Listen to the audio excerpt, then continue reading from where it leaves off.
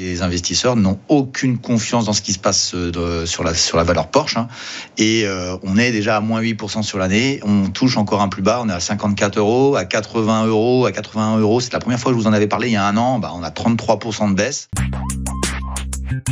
Nous sommes de retour en direct dans cette édition du 6 mars 2025. Et désormais, il est l'heure de retrouver Richard Mourin et ses Market Movers. Bonjour Richard. Bonjour Louis-Antoine. Merci beaucoup Richard d'être avec nous ce matin. Vous êtes fondateur et DG du site Fondamentalement Bourse, avec nous pour nous aider à construire nos stratégies d'investissement. On reste évidemment sur le secteur du luxe, c'est votre cheval de bataille. Et on va commencer par un titre. Alors, luxe ou pas luxe, les constructeurs automobiles européens sont dans l'œil du cyclone avec cette guerre commerciale mondiale qui se met en place tout doucement.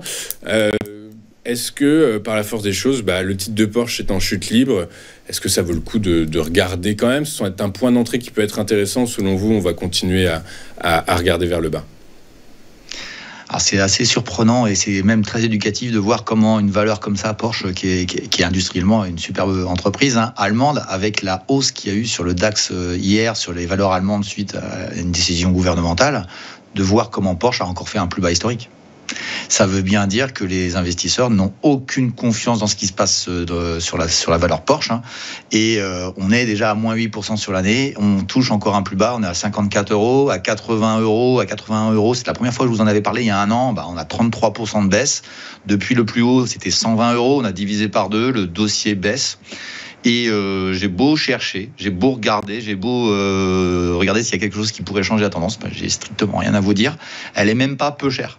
C'est pour vous dire, c'est que aujourd'hui Porsche, c'est la révélation que quand on ne fait pas de sélection de valeurs sur un marché, quel qu'il soit, même si on sent que l'Allemagne, ça va rebondir, puisque c'est vraiment l'actualité du jour, avec une injection certainement budgétaire très importante, on voit que les vilains petits canards restent des vilains petits canards, et ça fait longtemps qu'on en parle sur cette chaîne ensemble. Je n'ai rien de positif à dire sur Porsche, et c'est un peu l'idée aujourd'hui de dire voilà, la tendance est là, et il faut un retournement de table extraordinaire, entre guillemets, chez Porsche pour pouvoir retourner la valeur. Pour l'instant, on n'a strictement rien à obtenir de ce dossier-là. Et c'est tout l'intérêt justement de la sélection d'actions, c'est de voir lesquelles il faut absolument fuir. Pourtant, Porsche, c'est un nom, mais ça ne suffit pas.